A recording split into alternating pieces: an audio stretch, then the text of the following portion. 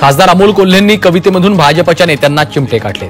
अहमदाबादचा ढोकळा, नागपुरी वडा भात की गोरखपूरचा लिट्टी चोखा अशा शब्दात त्यांनी भाजपच्या नेत्यांवर टीका केली. त्यांनी एक व्हिडिओ तयार करून सोशल मीडियावर शेअर केला आहे.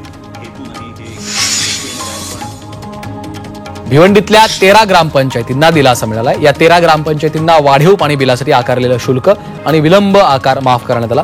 स्टेम प्राधिकरणानं 9 कोटींचं वाढीव पाणी बिल माफ केल्यामुळे ग्रामपंचायतींना दिलासा मिळाला आहे. नांदेड शहरातल्या बसस्थानकाचं तात्पुरतं स्थलांतर केलं. बसस्थानकाकडे जाणाऱ्या रस्त्याचं काम सुरू आहे, त्यामुळे स्थानकाचं शहरातल्या मैदानात स्थलांतर केलेलं आहे. या ठिकाणी कोणत्याच सुविधा नसल्यानं प्रवाशांचे हाल होत आहेत. वसई विरारमधली खेळांची मैदानं यापुढे फक्त खेळण्यासाठीच वापरता येणार आहेत. ही मैदानं इतर कुठल्याही खासगी कार्यक्रमांना न देण्याचा निर्णय महापालिकेनं घेतला. या निर्णयामुळे नागरिकांना आणि खेळाडूंना मोठा दिलासा मिळाला आहे. कोल्हापुरातील कसबा बावड्यात यात्रेनिमित्त बैलगाडा शर्यतीचं आयोजन केलं. यामध्ये एका शेतकऱ्यानं बैल जोरात पळावा यासाठी बैलाच्या शेपटीला चावा घेतला. यावेळी बैलानं शेतकऱ्याला जोरात लाथ मारल्यानं शेतकरी पडत्या बैलगाडीमधून खाली पडलाय. ही घटना कॅमेऱ्यात चित्रित झाली.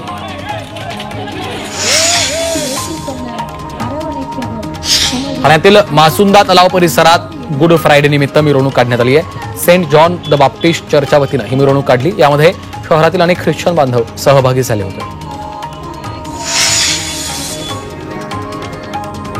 अकोल्यातील माउंट कार्मेल चर्चमध्ये गुड फ्रायडे साजरा करण्यात आला. भगवान येशू ख्रिस्तांना सुळावर चढवण्याच्या घटनेचा देखावा यावेळी साकारला. याला ख्रिस्त बांधवांनी मोठी गर्दी केली.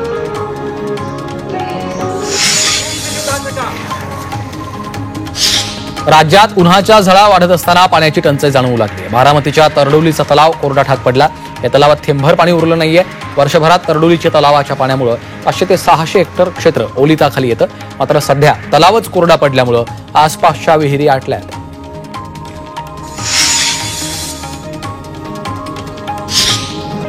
जळगाव शहराला उद्या पाणी पुरवठा होणार नाहीये. पंपिंग स्टेशनला वीज पुरवठा करणाऱ्या केंद्राचं काम हाती घेण्यात आलं, अशी माहिती जळगाव महापालिका पाणी पुरवठा विभागानं दिली. शहराचा पाणी पुरवठा 1 दिवस पुढे ढकललाय.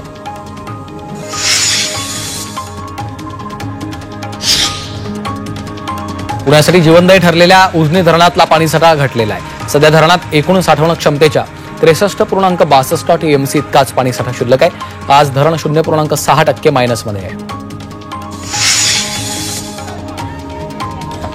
चंद्रपूर शहरातील संजय गांधी मार्केट मागे असलेल्या भंगार दुकानाला आग लागली. या दुकानातील फोम, वायर, टायर आणि प्लास्टिकच्या वस्तू जळून खाक झाल्या. आग कशामुळे लागली याचं कारण अद्याप अस्पष्ट आहे. आग विझवण्यासाठी चंद्रपूर महापालिकेच्या अग्निशमन दलाचे 2 बंब घटनास्थळी दाखल झालेले आहेत. खबरदारीसाठी आसपासचे गाळे रिकामे केले.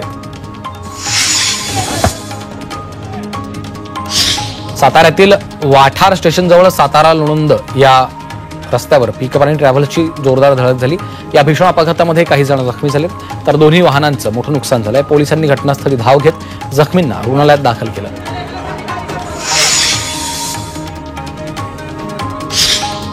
अहिल्यानगरातील कोपरगावात हॉस्टेलच्या रेक्टरनं गळफास लावून आत्महत्या केली. यामुळे महाविद्यालयात खळबळ उडाली आहे. आत्महत्येचं कारण अद्याप अस्पष्ट आहे. या प्रकरणी पोलिसांकडून तपास सुरू आहे.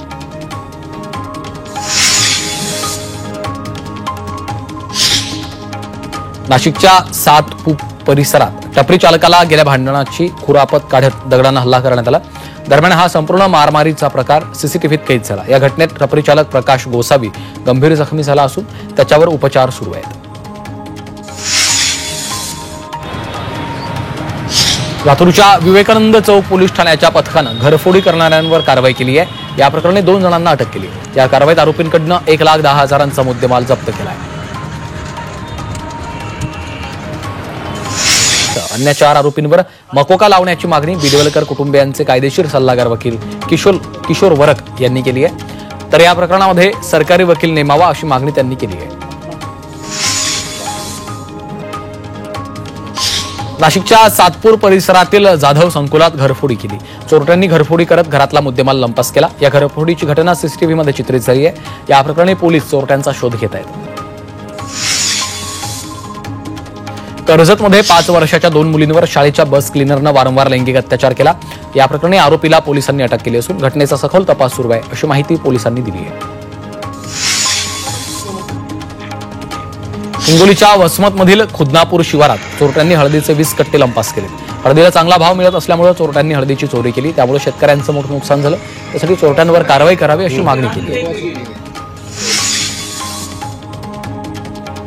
परभणीच्या एलदरी परिसरात एक मच्छीमार बेपत्ता झाला. बुधवारी अचानक वादळी वारे आल्यामुळे भुजंग चव्हाण हे मच्छीमार बेपत्ता झाले.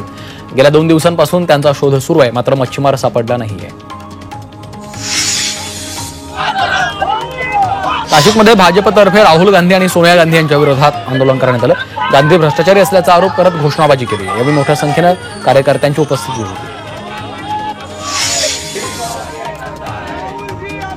चंद्रपुरात काँग्रेसनं जिल्हाधिकारी कार्यालयाच्या समोर आंदोलन केलंय.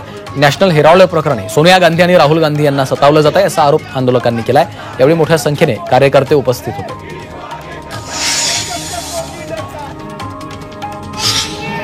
पुण्यात काँग्रेसच्या कार्यकर्त्यांनी आंदोलन केलं आहे. नॅशनल हेराल्ड प्रकरणी काँग्रेस कार्यकर्ते आक्रमक झालेत. त्यांनी खडकी रेल्वे स्थानकावर रेल्वे रोको केला. पुणे लोणावळा ही रेल्वे रोखून धरली. यावेळी आंदोलकांनी केंद्र सरकार आणि भाजपच्या विरोधात घोषणाबाजी केली आहे.